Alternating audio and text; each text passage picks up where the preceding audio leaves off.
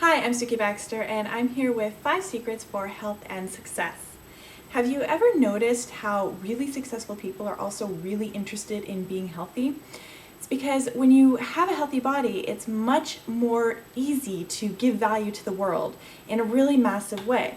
Like Richard Branson, one of my favorite coaches, Marie Forleo, spent some time with Richard Branson at his island, Necker Island, and she said, she asked him what his number one productivity tip was, and he answered that it was working out every single day, that starting the day with exercise was a way to clear the slate for him, to clear the emotional gunk, get his mind in the game, and really stay focused.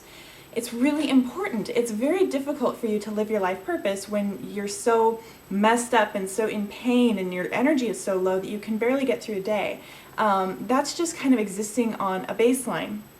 So the way to really elevate the level of your living and bring yourself in all areas of your life to a new level is to really focus on your health and increasing your energy. Because if you have more potential energy in your body, you can absolutely get more done during the day, you're thinking clearer, your creativity goes to a new level, and it's just going to skyrocket your results in every area of your life. So today I'm going to share with you my 5 secrets for a healthier and more successful life. And I wrote them down on a little post-it because I didn't want to miss anything, so I took some notes. And the first one is that willpower is a finite resource. And this is something that I completely agree with, that I read in a book written by Brendan Fraser. It's called Thrive. Excellent book. I highly recommend that you read it if you haven't already. And he talks about how, you can't go on willpower all the time. So a lot of diets or exercise programs are based on willpower, and they're based on just gritting and bearing it and getting through it. You start on day 1 and you go for 4 weeks or 8 weeks, or you think I'm going to do this for a full year, but it's completely based on willpower, and you will absolutely run out of willpower. It doesn't exist in infinity. So you really got to get your mind to buy in to what you're doing. You cannot wake up every morning and hate your food. You cannot sit down at a meal and not like what you're eating. And you can't show up at the gym or whatever your exercise program is and not like it. It's just not sustainable. You may stick with it for a couple months. You may stick with it even for a couple of years. I've certainly been there where I've done things that I didn't enjoy and I just used up every ounce of willpower I had. But inevitably, at the end, there was always a decline. There was always a crash where it was like I couldn't stand to look at it. If it's a food, I can't stand to eat it. If it's an exercise program, I can't stand to do it. And just like the very thought of it brings a pit in my stomach. And it's like going into energy debt, because you sort of have to spend some time recouping what you lost by putting out all that willpower. So you really have to do things. You have to pick things that are fun for you to do, that are playful, that are enjoyable, and it doesn't mean that they're not challenging. You don't have to go out and run ultra marathons to be healthy and fit, unless that's what you like. If that challenges you and you are interested in it, then yes, train for that and do that. But if you're not interested in it, then you need to find something you love to do. For me, I am always interested in showing up for dance class. Like, that's not a chore for me. It's not difficult. I love to show up for dance class, and everything I do, because I get so fed out of the music and the movement and learning how to move my body in a new way. When I go to the gym and I train, it's to increase my range of motion and increase my strength and make my dancing better. That makes working out fun for me, and it makes it something that I'm bought into. I don't have to force myself through a workout, because it's not about punishing my body into submission. If you are punishing yourself into submission, there is no way you can sustain that. And you simply don't have to live like that. Life is too short to do things that aren't fun. And if you look at kids, they play. You never see kids, you don't see a 6-year-old going out and being like, I got to go out and run. I got to get my run in today. But they run around like crazy because it's fun, because they're bought into it. It's not exercise. It's just what they do. And you can do the same thing. For you, it might not be dance class. You may love your Pilates class. You may have a sport that you love to play. You may be a rower. Ultimate Frisbee may be your thing. Maybe you do love to do ultra marathons. Whatever that is, you need to find that thing and you need to get your mind on board. And food is the same way. The scientists actually did a study where they took Swedish women and Thai women, and they fed them all Thai food. And of course, Swedish women, they grow up on potatoes and more bland food, like not really spicy food. And Thai women grow up on very spicy food with lots of flavor and chili peppers. And so they fed them this traditional Thai dish that was really, really spicy. And they measured their iron levels before and after the meal. And the Thai women loved the food, and they absorbed iron in their blood after they could measure the iron levels, and the iron was actually absorbed into their bloodstream after the food, whereas the Swedish women didn't like the food and they didn't absorb iron. Same nutrients, right? But attitude had a lot to do with it. So if you don't like what you're eating, you're not actually going to get a really good benefit from it. Your emotional state really matters. And in addition to that, they then took it one step further, and they took the same Thai women and the same food, and they ground it up into like an unpalatable mash, basically blended it into sort of a smoothie mash thing, which if you think about Thai food and kind of a smoothie, that doesn't sound very good. And they fed them this mash, and the Thai women didn't like it because it had no texture and it was kind of gross. And they measured their iron levels before and after the meal, and again, they didn't absorb iron because they didn't like the food. So you have to get bought into what you're eating, and it's not about going out there and eating a bunch of donuts and being like, yeah, I can eat whatever I want as long as I like it, I'm fine. But you've got to get on board. You've got to recognize that healthy food makes you feel better, and that is what you want. That has to be your desired outcome.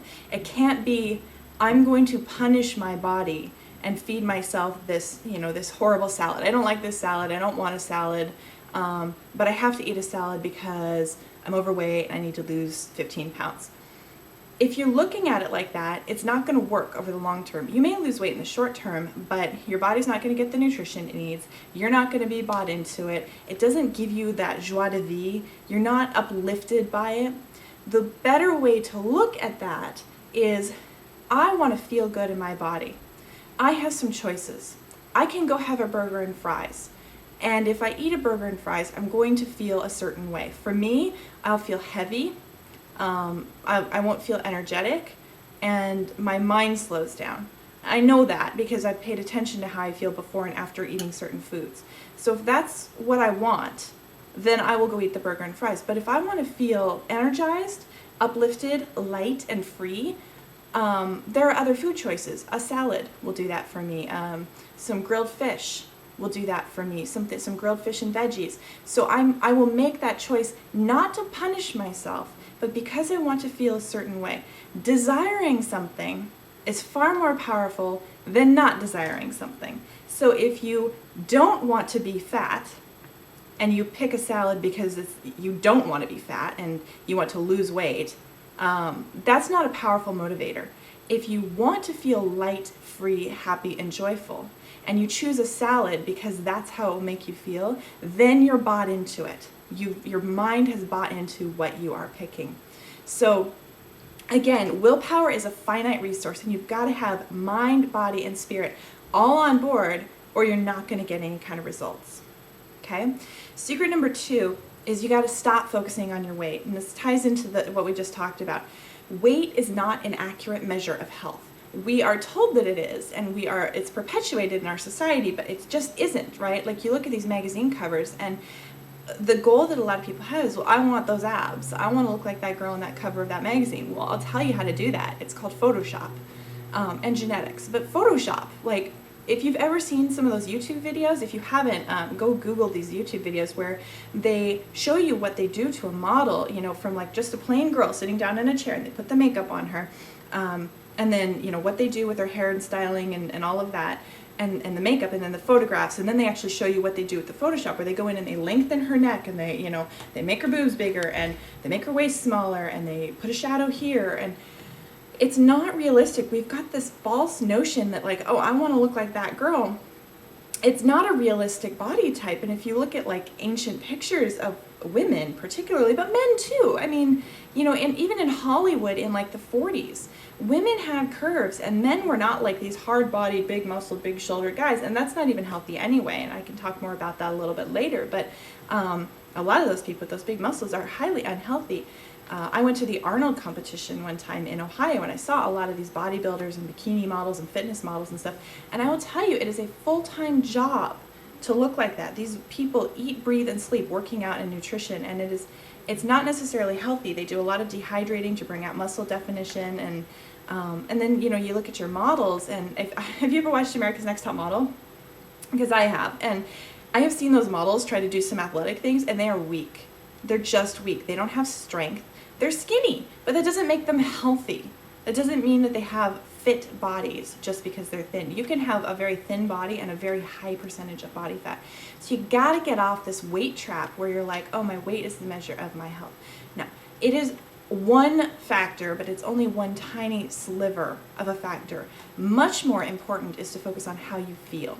And if you feel light and energized and happy when you wake up in the morning, you're on the right track. Keep doing whatever is making you feel light, free, energized, happy, creative, whatever frees you from feeling dragged down, pulled down, pummeled down, pushed down, all of those feelings, anything that makes you feel trapped, let that stuff go, and just focus on feeling good, because life's too short to not feel good.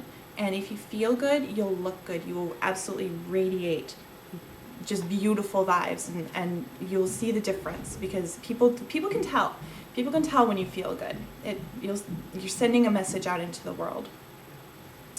Secret number 3, and this ties in as well, is change your movement and change your life. So on that thread of people can tell when you feel good, people know right away what's going on with you. And most people are not aware of this. I have become very aware of this in the work that I do. I do some body work with people, and so I work with movement quite a bit. And when somebody walks into the room, you know that fast what's going on with them. If they've got, emotional issues, how they feel about themselves, if they're confident, if they're not confident, if they're reserved, if they're outgoing, it's so un-PC to say this, but you can totally tell a crazy person by how they move, right? If you look at somebody who has mental development problems, like their brain isn't developing quite as quickly as other people, their movement is somewhat stunted. So the brain directs the body. So whatever's going on in the mind is going on in the movement. And we're not mostly conscious of this, but we read it in people all the time. That's why body language is so important. You are subconsciously taking cues from people all the time. All the time. It's amazing to watch. And like blind dating is a great example. When somebody walks in the room and you've never met them before, don't you have an instant impression of that person? So whatever your body is doing and how you're moving is actually sending a message out. So if you feel successful and confident and really rooted in what you do and really happy about your life, people are going to be drawn to that because subconsciously they're reading that in your body language. If you feel that you are unworthy, have nothing to offer, if you're unhappy, if you're depressed, if you have low self-esteem and low confidence, those things are going to be projected as well, and people are going to be like, I'm not sure I really want to buy into that. It really does happen on this subconscious level. So the interesting thing is that a lot of people are like, well, you've got to change your brain because, whatever the brain is doing, the body is doing. But actually there's a better way to do this. And this is what most people aren't telling you, is that you can change your movement and it actually starts to change your brain, because that movement pattern works two ways. Your brain sends a signal to your body, but then you have these neurons in the rest of your body. They're called sensory neurons, and they pull information in. So as you stimulate them and you start to change your movement, it sends a message to your brain, just like when you smile. They say if you're having a down day, you should smile instead of frown because it sends a message to your body that you're happy, and eventually you'll start to feel happier. Well, if you're feeling depressed or like you have low self-confidence and your shoulders are hunched forward and you're kind of like this all the time, you're sending a message to your brain. It's like a cycle. Your brain sends a message to your body that says, I have low self-confidence, and your body goes, yes, I do have low self-confidence, and your brain gets that message back, and it bounces back and forth. If you start to open up your body and open up your shoulders and get different posture and different movement, your brain goes, I have low self-confidence. Your body goes, no, I don't. No, I don't. Look at my shoulders are back. Look, I feel great. And your brain goes, oh, we do. Wait, maybe we are confident. Okay, what would that be like? And then it's a self-perpetuating cycle because people read that body language. They assume you're confident. Because they assume you're confident, you get the feedback that you're confident. You become more confident. And your confidence and self-esteem actually grows. So change your movement. Absolutely focus on how you're moving, not just what you're doing. How are you doing it? Are you doing it crunched over, or are you doing it in an open way? Okay? The fourth secret is that health is a result of daily, weekly, and monthly action. We are faced with choices every minute of the day. You're at an office and your friend brings cupcakes in because it's a party. you have a choice. You can eat those cupcakes or you cannot eat those cupcakes. And it all comes down to how do you want to feel in that moment, just like we talked about in secret number 1. How do I want to feel? Do I want the emotional satisfaction of eating this cupcake, or am I going to feel bad about myself? Am I going to feel guilty about myself? Am I going to feel low energy? Yeah, I'm going to get the sugar high. How does it feel when I crash? For me, I get sort of a metallic taste in my mouth when I eat sugar, and I do it. I have a sweet tooth. So I will eat sugar and then I'll go, why did I eat that? Because I kind of have this weird metallic taste. I get this sort of floaty feeling in my head. It doesn't feel very good. And then I remind myself the next time I want sugar, like, I didn't feel very good last time I ate sugar. Isn't there something better that will give me a sweet vibe that won't make me feel like that? And that's the choice that I choose to make more often than I choose to eat the sugar. So you have to make these choices on a daily basis, though, because if you tell yourself, I'm never going to eat sugar again, the very thing you're going to crave is sugar. And you're going to not be able to avoid it, and it's going to be like every minute is agony that you go without sugar. If, on the other hand, you say, I can have whatever I want to eat, whenever I want it. This sounds really dangerous to a lot of people, because you're like, oh, if I did that, I'd eat a bag of potato chips and 6 dozen donuts. Yeah, you might. And then you're going to feel like crap, and you're going to next time be like, oh, I didn't feel so good when I did that. I don't think I'm going to do that again. Because you have to pay attention to how you feel. And you also have to be honest about what you really want in the moment. Because a lot of times we're like, well, I just want candy. But if you slow down and think about it, you're like, well, I have, I'm going to meet up with a friend tonight. We're going to have coffee. I haven't seen this person in forever. Do I really want to have that foggy brain and that kind of weird sugar crash feeling? No, I want to feel bright and cheerful and uplifted. I think I'm going to go for the salad, or I'm going to go for the grilled fish. I'm going to go for the healthy food, whatever it is that makes you feel good, because that's going to be a little different for everybody. But you might decide to choose what's going to make you feel good instead of what's going to make you crash. The magic in this is that by allowing yourself freedom to have whatever you want whenever you want it, you're no longer depriving yourself. You're making choices consistently over a long period of time. So it's actually much more sustainable than like, I'm going to go on a diet and lose weight. Those are finite periods of time, right? I'm going to do 2 months, I'm going to do 6 months, I'm going to do a year. It's I'm dedicating this time to getting my health back. And that's great. What happens when that time period ends? It's sort of like you just fall back into what you used to do. It's much better to choose in this moment whatever the highest good for your body is right now. And if you make those choices on a consistent enough basis, your health will start to change. Your health will skyrocket. You'll get more energy. You will lose weight. You'll be more motivated to move your body because you're going to feel better. You're also going to learn what it is your body needs. And that actually takes us right into secret number 5, which is slow down. We are moving so fast. Our brains are not designed to move this fast. We don't even know what we need anymore. It's like we're grabbing for a snack bar. Really, you need a nap. You're tired. You haven't had enough sleep. But if you don't slow down, you don't even know what you need. Sometimes you need a workout. Like I get anxious if I don't work out. And so sometimes when I'm not able to move as much, or something, I've been traveling, or something's happened and I haven't been as dedicated to my health or my body as maybe I would like, my anxiety will go up, and then I'll be tempted to grab for food because that's the first thing that I do when I get anxious. But if I slow down, I'm like, whoa, actually this is anxiety, and the best thing for that is exercise. So instead of grabbing food, it's just going to perpetuate the anxiety cycle, because when you're anxious, you make bad choices, right? You make sugar choices and starch choices and things that are not good for my body.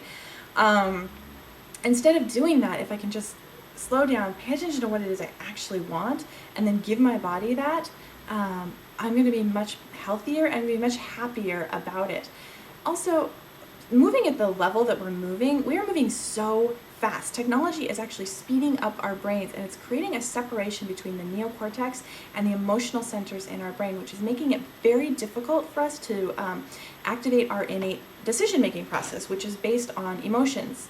And the reason that it's based on emotions is that our brains create these loops, these emotional loops. You make a decision, based on whatever experience you have. You make some decisions when you're younger, and you have an experience of what happens when you do X action. And your emotions calculate what it is that experience is. And then the next time you're in a situation where a similar decision is needed, your brain bypasses the actual long decision-making process and taps right into that emotional center to give you the information that you need to make the best choice. We actually make a lot of decisions on emotion. It's pretty scary. But if your neocortex and your emotional center are actually moving apart, as they do when you're moving too quickly, because our emotional centers aren't designed to move as quickly as our technology-based brains, you can't develop these emotional feedback loops, and it's very difficult because we can't make decisions on logic. There's a guy, Antonio Damasio, I believe he was at the University of Iowa, I believe. And he did a study, and he talked about a stroke victim that had had the emotional center of his brain damaged. And he was asking him to make a simple decision of, like, do you want an appointment on Tuesday or do you want an appointment on Wednesday? And the guy went through every logical reason he should come in on Tuesday and not Wednesday, or Wednesday and not Tuesday. Like, you know, everything from meteorological conditions to possible traffic. I mean, just all the logic stuff, right? But he was not able to make a decision and say, I want an appointment on this day. That would be a better date, because he was missing the emotional feedback. So you gotta slow down. It's gonna help you make better decisions about your food, about your life. Obviously, if you're looking for greater success in your life, whether you are starting a company, working in a company, whatever your success path is, you gotta be able to make good decisions. You gotta be able to say, yes, this, not that. I'm going here, I'm not going there. The better decision maker you are, the better you're able to move through and navigate the waters of everything that's going on around you. If you're saying yes to everything, or you can't say yes to anything, you're never going to move any direction. So slow down, make sure you're getting enough sleep, make sure you're getting enough exercise, take some deep breaths. Before you grab something to eat, before you make a decision, take some deep breaths, take a minute, close your eyes a minute. Take 60 seconds to take some deep breaths and just go, what do I really need here? And if you really just need to take a nap, find a place where you can close your eyes for 5, 10, 15 minutes, 20 minutes. Take a breather. Take a load off. Lower your cortisol levels. Cortisol is the stress hormone. If your stress hormones are really high, you can't be healthy. Your body's going to start packing on fat no matter what you do. Slow down. It's really, really important. Okay? So I'm Suki Baxter. These have been my 5 tips for health and success. I hope you got a lot of good out of this. I'd love to hear what you have to say. Leave me a comment below this video and tell me what your top tips are for health and success. Or you can tell me how you're going to use one of the tips I mentioned in this video to change things in your life. Thanks so much for watching.